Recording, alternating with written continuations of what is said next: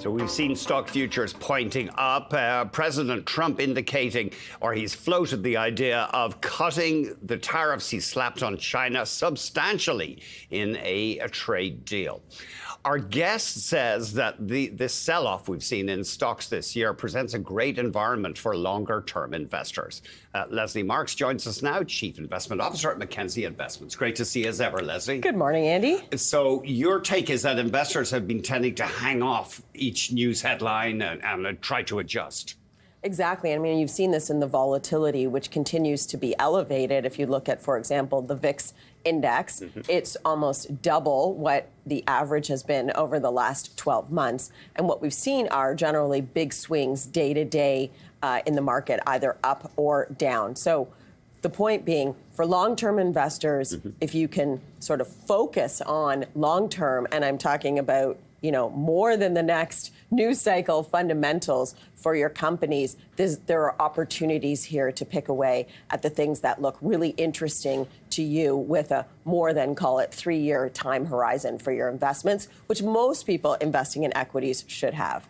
At least 3 years. At least 3 years. Yeah, I know. We do tend to cater to the day traders almost in the financial media because it's more dramatic. But yeah, I mean, the sensible way to think about stocks is they can go down over a substantial period. You should be in for a few years. That's right. I mean, you don't really know, look at the environment we're dealing with today. If you take the latest headlines with respect to Trump's views towards the Fed chair, Jerome Powell, one day he's the worst Fed governor ever, or Fed chair ever. And the next day we're hearing that the administration is looking for ways to remove him from his position.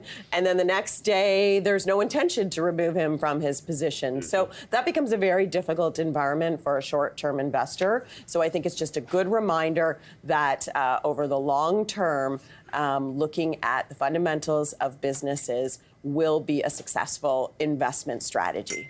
You do have a caution for investors here that these trade deals could take quite a while to negotiate.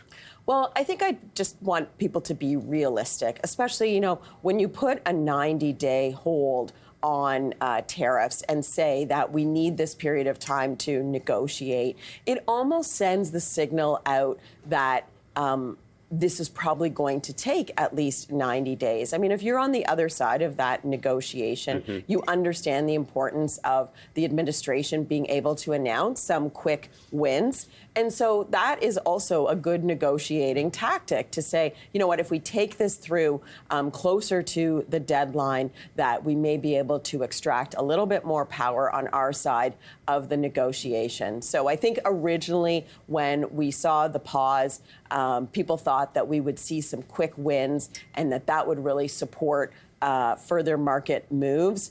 I think, if anything, all we're going to see are maybe the first stages or frameworks potentially for trade deals. But as far as specifics, I think that's very difficult to do, even within a 90-day time frame. So we want to set expectations up properly that this is not an easy thing to do, especially in the context of so many trade negotiations happening at the same time. There's obviously a bandwidth issue within the administration. Yeah, it's interesting. And this, I mean, it's weird.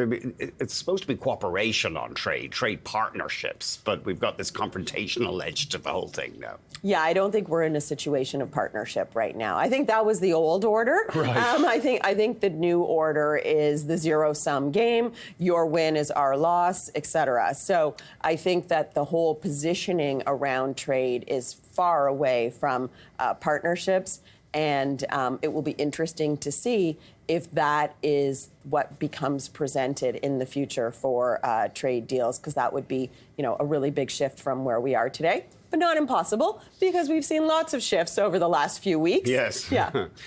We've got to take a break, but Lesley has very kindly agreed to stick with us for a second block. After this, we'll get her take on the federal election campaign as it moves into its final couple of days. We'll hear what she's looking out for.